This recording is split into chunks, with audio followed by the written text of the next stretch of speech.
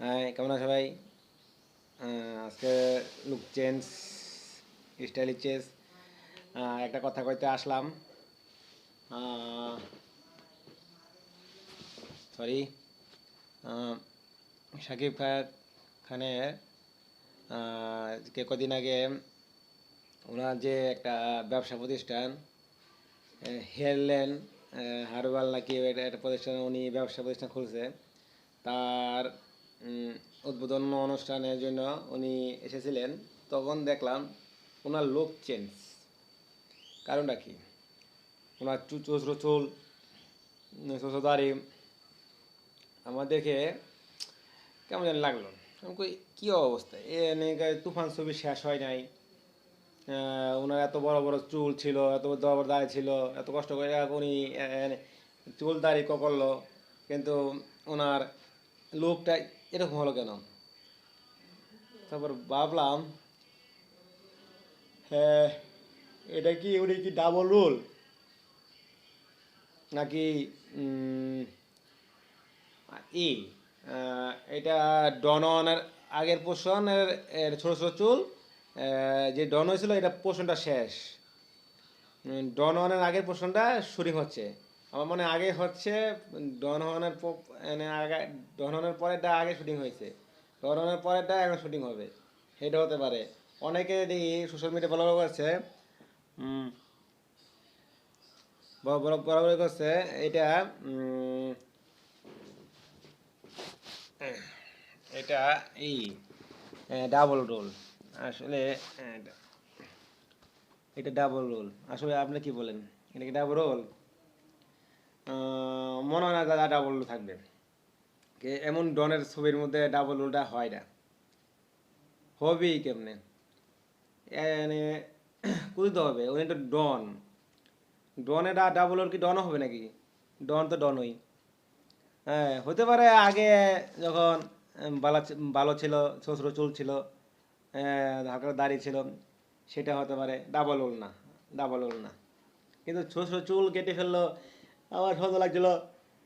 Sorry, এটা কি আহ, এটা কি উনি কি ওনার কি যে বড় বড় চুল, এটা শুটিংটা শেষ? আমার মনে হয় মানে যে আগে যে মানে পোর্শনটা শুটিংটা এটা অনেক ওখানে হবে শুধু চুল।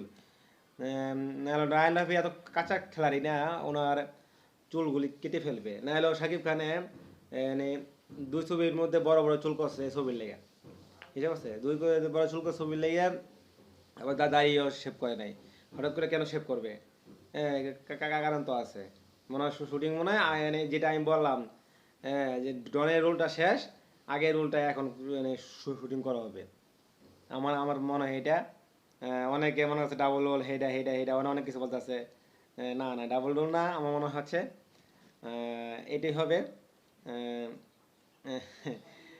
দেখে আমি অবাক। ওনার ছোটো ছোটো চুল আর দাড়ি। আহ, আপনারা কি মনে করতেছেন বলেন?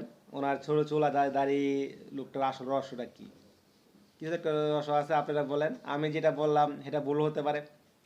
ডাবল না, আগের পার্সনটা মানে যেটা ডন ওয়ানের আগের পার্সনটা এটা দেখাবে এখন, শুটিং করাবে এখন। ডন ওয়ানের পার্সনের শুটিং হয়ে গেছে। আর আপনাকে কি মন্তব্য বলেন? আপনাদের কি মন্তব্য আমার কমেন্ট বক্সে জানিয়ে দিয়েন। আর যদি আমার ভিডিওটা ভালো লাগে তাহলে সাবস্ক্রাইব করেন।